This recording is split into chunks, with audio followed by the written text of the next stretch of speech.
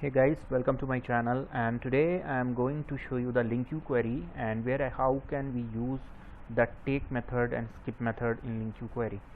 So for example, if you have a spreadsheet like this, I will show you.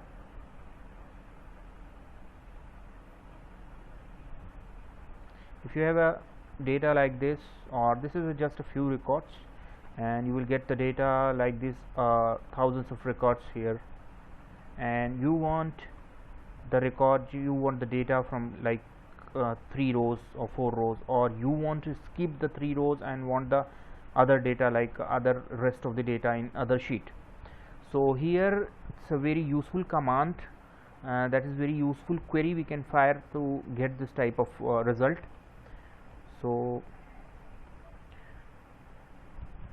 this is my workflow where I am reading the same workbook which I showed you, and this is the read range. I convert this in a data table, so that's a data table, and here I run two types of queries. So in the first query I will show you what I create that's a dt1 table, and as enumerable take 3. It means it will take the 3 rows from the particular data table and it's copy in a data table itself.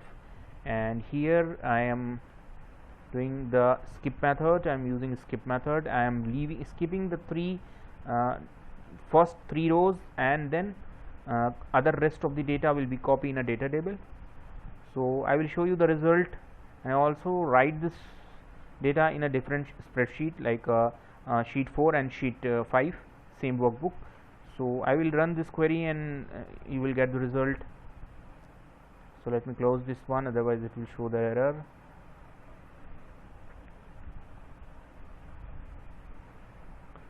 So the now is done. So I will move and check what is happened and what the record we retrieve here.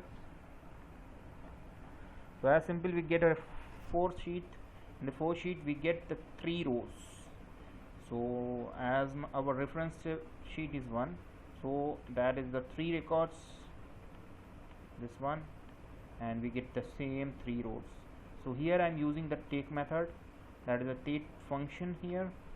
So to achieve this one, like this, we are using a take functions to take 3 rows only and copy into a data table. And the other sheet, what we receive it here in the 5 sheet, so it left the top 3 rows, and then rest of the data will be copied in a data table. So here I am using the skip method to achieve this task.